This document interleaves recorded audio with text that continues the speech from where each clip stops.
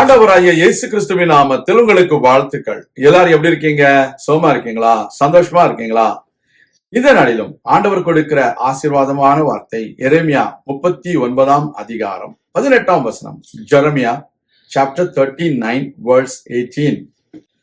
உன்னை நிச்சயமாக விடுவிப்பேன், நீ பட்டயத்திற்கு இரையாவதில்லை, நீ என்னை நம்பினபடியினால் உன் பிராணன் உனக்கு கிடைத்த கொள்ளை பொருளை போல இருக்கும் என்று கர்த்தர் சொல்கிறார் என்றார். அருமையான தேவனுடைய பிள்ளைகளே, ஆண்டவர் 3 முக்கியமான காரியங்களை சொல்கிறார். ஒன்று, உன்னை நிச்சயமாக விடுவிப்பேன். I will deliver you surely. Whatever may be your problems. It may be a sickness, it may be a financial situation, but the Lord will deliver you. He will rescue you. There are times people are losing their jobs, but the Lord God says He will restore that you have lost. Do not be afraid. He will deliver you. உங்களை நிச்சயமாக விடுவிக்கிற ஒரு தேவன். பிசாசு வெள்ளம் போல எழும்பி வந்தாலும் அவனுக்கு விரோதமாக கொடியேற்றுகிற ஒரு கர்த்தர் இருக்கிறார். அவரை நம்புங்க, அவர் நிச்சயமாக உங்களை விடுவிப்பார். உங்களை எல்லா விதமான சத்துருவின் சூழ்ச்சிகளுக்கு விடுவிப்பார். He will deliver you out of all the traps of the enemy. He will deliver you out of all the troubles of the evil people. Whatever it may be, the Lord will deliver you. That is what the Lord God says. Secondly, the Lord God says, the sword will not fall on you. நீ பட்டயத்திற்கு இரையாவது இல்லை. பட்டயம் என்பது அநேக வேளைகளிலே வியாதியை குறிக்கலாம். உங்களுடைய உயிரை எடுக்கிறதான ஒரு காரியமாக இருக்கலாம். It may be an accident. It may be a terrible disease that may look like a sword that will take your life. But the Lord God says, the sword will not fall upon you. He will deliver you from every deadly diseases, from everything that you think it will kill you. But believe in Him, trust in Him, trust the word of God. He says, no sword will come against you. ஆண்டவருடைய பிள்ளைகளுக்கு விரோதமாக எந்த பட்டயமும் வருவதில்லை, அந்த பட்டயம் ஜெயிப்பதும் இல்லை, நீங்கள் பட்டயத்திற்கு இரையாவதும் இல்லை.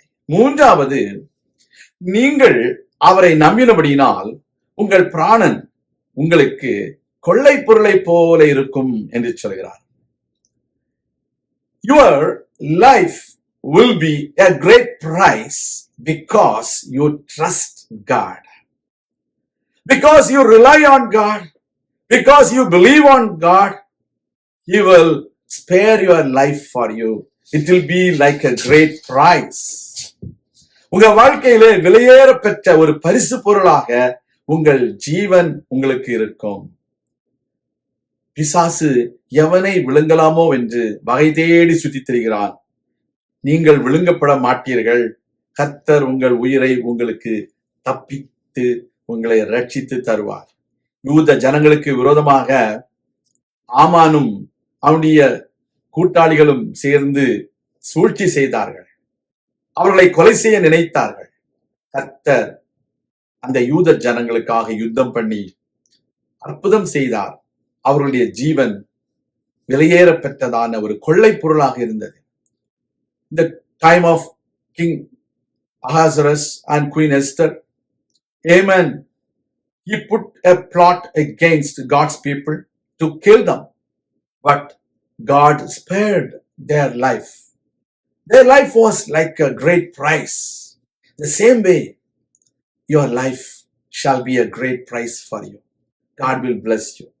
உங்க வாழ்க்கையில கர்த்தர் உங்களை ஆசீர்வதிப்பார். நாம் ஜெபிக்கலாம். எங்கள் அன்பின் பரலோக பிதாவே, நிச்சயமாக நான் உன்னை விடுவிப்பேன், நீ பட்டயத்திற்கு இரையாவதில்லை, நீ என்னை நம்பினபடியினால் உன் பிராணன் உனக்கு கிடைத்த கொள்ளை பொருளை போல இருக்கும் என்று சொன்னீரே, உமக்கு நன்றி.